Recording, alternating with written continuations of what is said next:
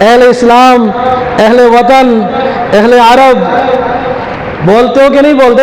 تو لفظ کون سا استعمال ہو رہا ہے؟ اہل، لفظ اہل استعمال ہو رہا ہے.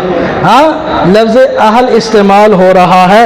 دیکھو اب یہ ایسا لفظ ہے کہ اکیلا استعمال نہیں ہوتا، صحیح ہے؟ اہل اسلام، اہل وطن، اہل عرب، اہل بیت، صحیح ہے؟ اسی طرح لفظ آل، آل رسول، آل عمران، آل ابراہیم، آل لوط، اکیلا لفظ استعمال نہیں ہوا. کہیں لوط کے ساتھ، کہیں ابراہیم کے ساتھ، کہیں عمران کے ساتھ، اور کہیں رسول کے ساتھ استعمال ہو رہا ہے. تو قرآن میں یہ لفظ استعمال ہوئے ہیں. تو جب ہم نے قرآن کو دیکھا تو یہ لفظ ہمیں قرآن میں مل گیا، لفظ اہل. سورۃ احزاب میں یہ لفظ موجود ہے. اللہ تعالیٰ نے قرآن مجید میں ارشاد فرمایا انما یرید اللہ لیذھب عنکم الرجس اہل البیت. یہ لفظ اہل بیت کے ساتھ مل کر استعمال ہوا ہے. انما یرید اللہ لیذھب عنکم الرجس اہل البیت. لفظ اہل آگے کہ نہیں آیا؟ ہاں بھائی. اسی طرح قرآن مجید میں ایک اور جگہ بھی لفظ یہ استعمال ہوا ہے. سورۃ ہود کے اندر اللہ تعالیٰ نے ارشاد فرمایا قالوا اتعجبین من امر اللہ رحمت اللہ علیکم اہل البیت. یہ لفظ آ گیا قرآن میں. یہ حضرت ابراہیم علیہ السلام کے پاس فرشتے آئے تھے.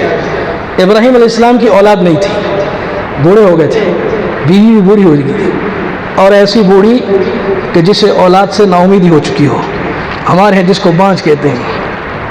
بول بالکل اب چانس ہی ختم ہو گیا کہ اب تو بچہ جننے کی عمر ہی نہیں رہی، اس عمر کو پہنچ گئی. لیکن اللہ تعالیٰ نے ابراہیم علیہ السلام کو خوشخبری دے دی.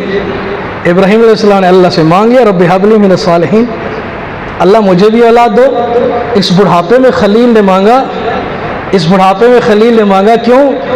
خلیل دیکھ چکا تھا کہ جس نے نار کو گلزار کر دیا ہے ہمارے خشک گلشن کو بھی وہ آباد کر سکتا ہے. آگ ٹھنڈی ہوئی تھی، آگ باغ بن گئی تھی نا. ابراہیم علیہ السلام یہ کس نے بنایا؟ جو اللہ آگ کو، جو نار کو گلزار بنا سکتا ہے، وہ بڑھاپے میں اولاد بھی اس آگ میں جس میں انسان کو ڈالو تو جل کے راکھ بن جائے، وہی اللہ اگر گزرے ہوئے موسم کو دوبارہ بھیج دے تو قادر ہے کہ نہیں ہے؟ ہاں بھائی. اسی طرح ابراہیم علیہ السلام نے عرض کی تھی یا اللہ تو زندوں کو کیسے مردہ کرتا ہے؟ تو ابراہیم علیہ السلام کو اللہ تعالیٰ نے فرمایا کہ تجھے یقین نہیں ہے، تو نہیں مانتا. تو ابراہیم علیہ السلام نے کیا عرض کی تھی یا اللہ؟ تو اطمینان قلب کے لیے بات کرو. اللہ نے فرمایا 4 پرندے لے لے، ان کو سکھا اپنی بولی، اپنے ساتھ ان کو مانوس کر. تو آواز لگائے تو بھاگ کہہ دے. جیسے آپ طوطا پالتے ہو، مرغا پالتے ہو، کوئی پرندہ پالتے ہو، تو پھر آپ اس کو آواز دیتے ہو، آپ کی آواز پہ آ جاتا ہے، کوئی اور بلائے تو نہیں آتا. ایسا ہے کہ نہیں ہے؟ تو اللہ نے فرمایا میرے خلیل تو بھی 4 پرندے لے لے اور ان کو سکھا. جب وہ سیکھ گئے تیری آواز پہ لبیک کہنے والے ہو جائے تو پھر بتانا. حضرت ابراہیم نے سکھا دیا. اللہ سیکھ گئے، میری آواز پہ بھاگ کے آتے ہیں، میں جہاں سے بھی آواز دوں دوڑ کے آ جاتے ہیں. ٹھیک ہے خلیل اب ان کو ذبح کر. اللہ ذبح کرو کرو. خلیل ہے، مان رہا ہے. ذبح کر دیا. اللہ کیا کہوں؟ ان کے ٹکڑے ٹکڑے کر کے مکس کر دے، سارے گوشت آپس میں مکس کر دے. مکس ہو گیا. اللہ اب ایک بک بھر دے اس پہاڑ پہ ڈال دے، ایک بک بھر کے دوسرے پہاڑ 4 پہاڑوں پہ جا کے رکھ دو الگ الگ. ہو گیا. اب اللہ نے فرمایا ادھر کھڑے ہو میرے خلیل. جی اللہ جی. فرمایا اب ان کو آواز لگا، جس جس پرندے کو تو نے جس نام سے بولی سکھائی تھی اس سے آواز لگا. ابراہیم علیہ السلام نے اس پرندے کو آواز لگائی، وہ ٹکڑے ہر جگہ ہر پہاڑ سے نکل کے پرندہ بن کے حضرت کے قدموں میں آ گیا. پھر دوسرا تیسرا وہ سارے جانا زندہ ہو کے اپنے اپنے جانا اس میں سے نکل کے اپنے پورا ایک پرندہ بن کے ابراہیم علیہ السلام کو آ گیا. حضرت خلیل نے تو دیکھا کہ اللہ اکبر، اس طرح اگر ذبح شدہ ٹکڑے ٹکڑے پرندے گوشت بنے 4 الگ الگ پہاڑوں پہ مکس گوشت پڑا ہو اور اس میں سے نکل کے آ سکتے ہیں. ہم اگر بوڑھے ہو گئے تو کیا ہوا؟ دینا تو اس نے ہے نا. کن فیکون تو اس کا ہے، اس نے کن کہنا ہے فیکون. دے گا اولاد، دے گا. مایوس نہیں ہونا، دے گا. مانگنے والے بنو. اور کیسے اللہ کے ساتھ یاری لگاؤ ایسی جیسے خلیل نے لگائی. اپنا سب کچھ اس کے نام پہ فدا کر دیا تھا، اپنی زندگی دو پہ لگا دی تھی.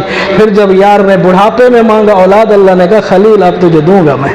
تو نے مجھے سب کچھ میرے نام پہ قربان کیا تو میں یہ تجھے بڑھاپے میں اولاد دوں گا. تو حضرت خلیل علیہ السلام کو اللہ نے دعا قبول کر لی اور خوشخبری کے لیے فرشتے گھر بھیج دیے. اب فرشتے آ گئے, انہوں نے آ کر خوشخبری دی.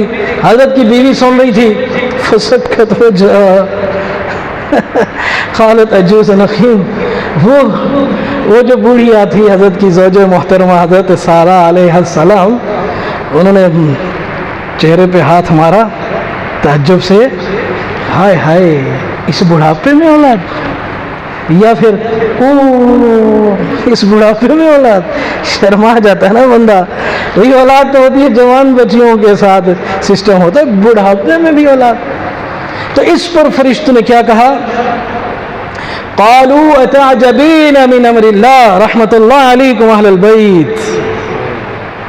انہوں نے کہا فرشتوں نے, تم اللہ کے حکم سے تعجب کرتی ہو, اللہ کے حکم سے تعجب کرتی ہو, تم پر رحمت ہو اہل بیت. تو یہاں اہل بیت کسے کہا, ابراہیم علیہ السلام کی زوج محترمہ کو. تو لفظ اہل بیت استعمال ہوا, لفظ اہل بیت استعمال ہوا. تو اہل اصل لفظ میں بتا رہا ہوں, اہل سمجھو, یہاں لفظ اہل استعمال ہوا. اسی طرح وَسَارَ بِآلِهِ آنَسَ مِنْ جَانِبِ الطُّورِ نَارًا, حضرت موسیٰ علیہ السلام جب مدین گئے تھے, وہاں پر کنویں پہ پانی بھرنے والا واقعہ پیش آیا. بچیاں کھڑی تھیں, ان کا پانی بھرا, پھر ان کو اٹھا کے پانی گھر تک پہنچایا اور خود آگے چلے, لڑکیاں پیچھے چلیں. تو لڑکیوں نے جا کر اپنے والد کو بتایا کہ ایک نوجوان لڑکا ہے, بہت ہی طاقتور ہے, جسے 100 بندہ مشکیزے کو کھینچ دے, اکیلے نے کھینچ لیا ہے, یہ تو اس کی طاقت ہے. اور امانت دیانت, اس نے آنکھ اٹھا کے ہماری طرف نہیں دیکھا, بلکہ ہمیں آگے بھی نہیں چلنے دیا. ہم نے کہا گھر کا راستہ تو ہمیں معلوم ہے, کہا تم میری سوٹی میری پیچھے سے پکڑ کے ہلا دینا کہ ادھر جانا ہے ادھر جانا ہے, میں تمہیں آگے نہیں چلنے دوں گا, میں غیر محرم عورت کو نہیں دیکھ سکتا. ہاں بھائی, تو حضرت آگے آگے چل دی اور پیچھے پیچھے گھر پہنچ گئے. والد کو بتا رہی ہیں لڑکیاں کہ ابا بہت نیک لڑکا ہے, بہت طاقتور ہے, بہت اچھا ہے, خوبیاں بیان کر رہی ہیں. گویا کہ وہ اپنے والد صاحب کے سامنے جب اس طرح کی باتیں کر رہی تھیں تو بچیاں کنواری تھیں, اور باپ کے گھر میں جب بچیاں کنواری ہوں تو اس کو کیا ضرورت ہوتی ہے, فکر ہوتی ہے کہ اچھا سا کوئی رشتہ مل جائے. حضرت جو ان بچیوں کے والد تھے وہ کوئی عام آدمی نہیں تھے, وہ اللہ کے پیغمبر حضرت شعیب علیہ السلام تھے. حضرت شعیب علیہ السلام وہ بھی اللہ کے نبی تھے. ابھی انہوں نے تو اعلان نبوت نہیں کیا نا, یہ تو ابھی اعلان نبوت نہیں ہوا, ابھی ان کو تاج نبوت نہیں پہنایا, ابھی تو پیریڈ چل رہا ہے وہاں تک پہنچنے کے لیے. لیکن وہ نبی تھے جن کے پاس گئے, انہوں نے اپنی بصیرت اور نبوت والی آنکھ سے دیکھ لیا یہاں بندہ نہیں ہے. تو اب حضرت نے کہا بھائی ایسے ایسے اگر تمہارا رشتہ ہو جائے. میں کہا یہ حق مار تو میرے پاس ہے نہیں, میں تو ادھر سے آیا ہوں, تو میرے پاس تو کچھ نہیں. کہا چلو اس طرح کرو, تم جو ہے نا ہمارے ساتھ اتنے سال خدمت کرو, ہمارے گھر میں رہو, اس کے بعد اگر 10 سال پورے کر دو گے تو ٹھیک ہے, ورنہ یہ پیریڈ جو مکمل ہو جائے گا یہی حق مہر ہے, اور پھر تم ٹھیک ہے تمہیں شادی ہو جائے گی. حضرت نے وقت پورا کیا, 10 سال لگائے, حضرت نے شادی ہو گئی. حضرت نے کہا ہم گھر جوائی نہیں رہیں گے, گھر داماد نہیں رہیں گے, ہم تو جا رہے ہیں بھائی اپنے گھر, ہماری بیوی ہمارے حوالے کرو. حضرت کے حوالے کیا, اپنی زوجہ محترمہ کو لے کے حضرت جا رہے تھے. راستے میں جہاں پہاڑ آتا نا, طور پہاڑ, اس کے سامنے سے گزرے, ٹھیک ہے. وَسَارَ بِأَهْلِهِ, کوئی سمجھ آئی آپ کو, سارا بِأَهْلِهِ, لفظ اہل آ گیا, سمجھ گیا.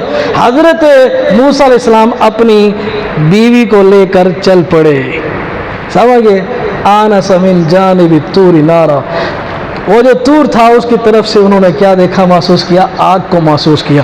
تو گھر والوں سے کہا ان کو تم ادھر ہی رکو, ٹھہرو, میں جاتا ہوں آگ لے آتا ہوں, روشنی کا کوئی انتظام کرتے ہیں, راستہ ہے تو پھر سردی موسم ہے وغیرہ وغیرہ.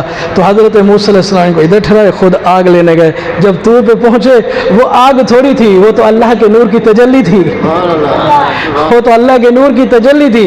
موسیٰ علیہ السلام آگ لینے گئے, اللہ نے فرمایا اے موسیٰ آگ نہیں ہے ادھر, یہاں تو اب آپ کو نبوت کا تاج ملے گا. یہاں نہیں آگ، یہاں ہے آپ کے نبوت کا تاج. تو حضرت موسیٰ علیہ السلام کو اللہ نے یہاں نبوت اور رسالت کا تاج پہنایا، اور اللہ تعالیٰ نے حضرت موسیٰ علیہ السلام کو یہ اتنا بڑا اعزاز عطا فرما کر بھیجا. تو کہتے ہیں موسیٰ علیہ السلام آگ لینے گئے، پیمبری لے کر آئے. تو لفظ اہل یہاں قرآن میں استعمال ہوا ہے.